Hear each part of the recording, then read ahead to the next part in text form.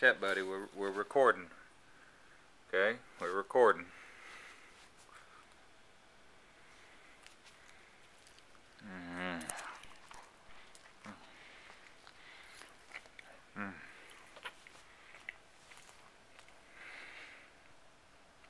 Hello everyone, I'm Mr. Tree, and welcome to a presentation about urinary tract infections with your host, Shea. Make her welcome. Thank you, Mr. Tree. Hello, classmates, Dr. Harrell, and anyone else who may be watching. I'm Shea. I'm a student physical therapist assistant, and for the next 7 to 10 minutes, I will be telling you everything I know about urinary tract infections.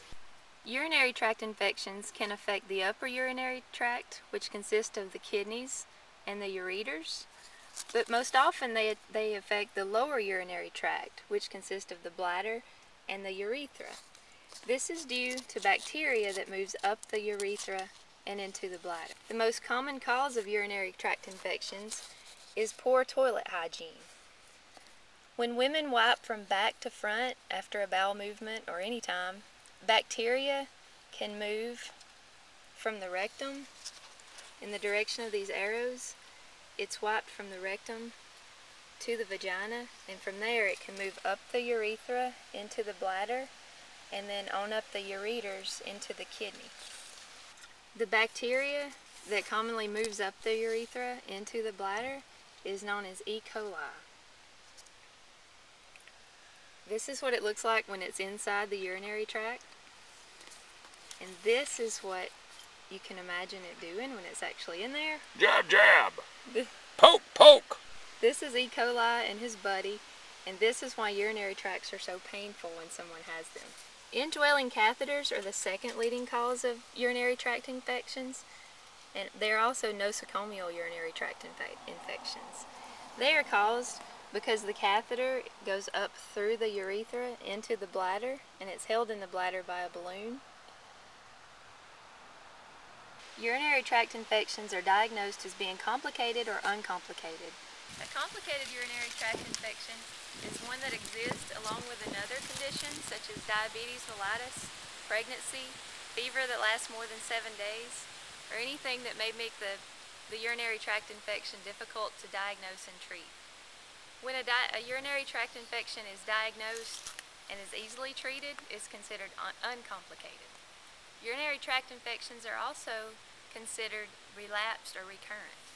When a urinary tract infection never really disappears and it keeps coming back, that's called a relapsed urinary tract infection. But when one does go away and the original infection vanishes, but then another one comes back, that's considered a recurrent urinary tract infection. Urinary tract infections are diagnosed based on the age and the health of the person. Uncomplicated urinary tract infections are diagnosed based on symptoms such as increase in the urgency and the frequency of urination, nocturia, fever and chills, dysuria, hematuria, pyuria, and pain in the lower abdomen, pelvic area, low back, the flank, and sometimes even the shoulder. Complicated urinary tract infections are diagnosed by taking a urine sample and doing a urinalysis or a urine culture. Women are more susceptible to urinary tract infections due to the shorter urethra. As you can see in the picture, a woman's urethra is much shorter than a male's urethra. Any age group can be affected by urinary tract infections, but there are certain groups that are affected more than others. In infants, males are affected more if they're less than 1 year old due to circumcision.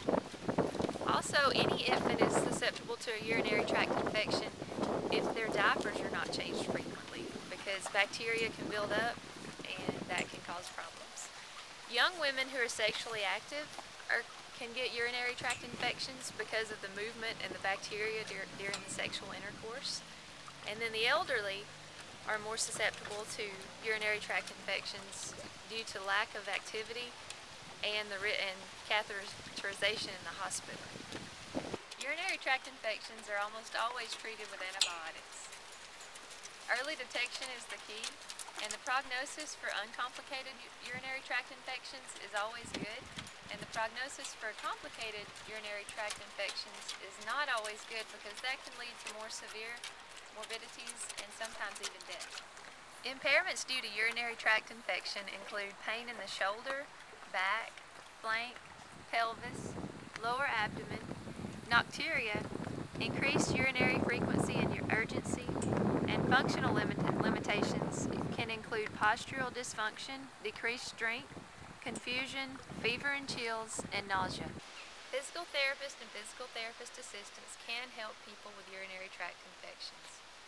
We don't treat the infection directly, but we can treat the impairments and functional limitations caused by urinary tract infections.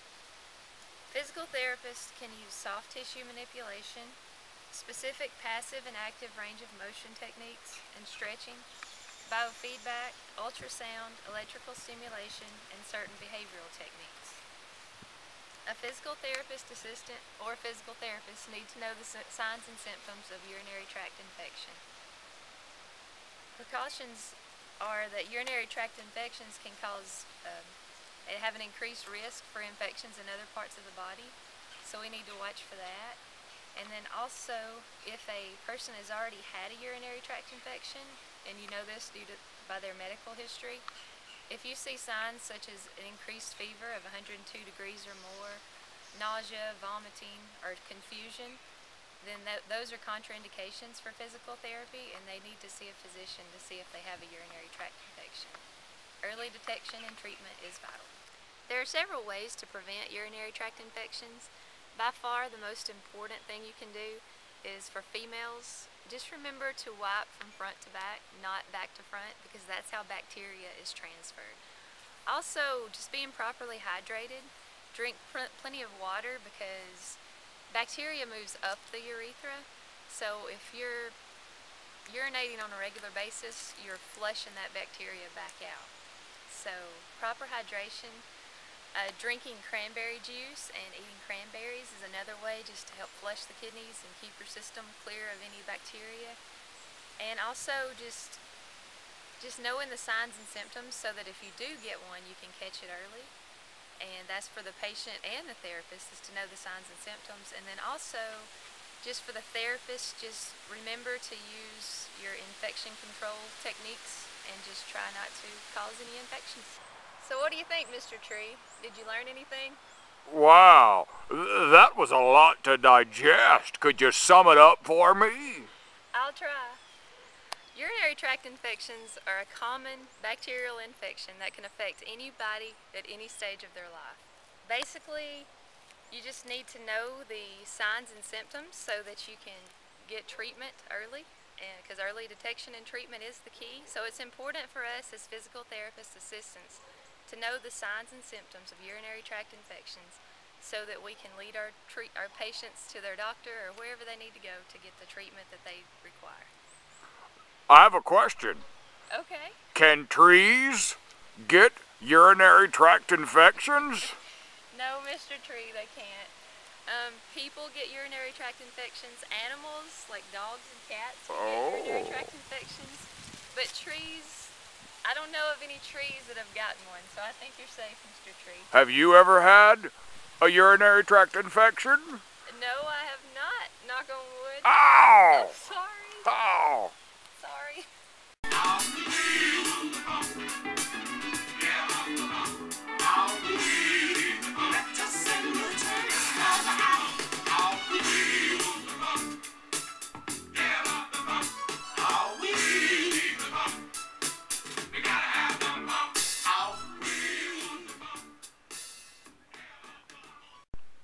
Watch that, buddy. We're recording. Okay? We're recording.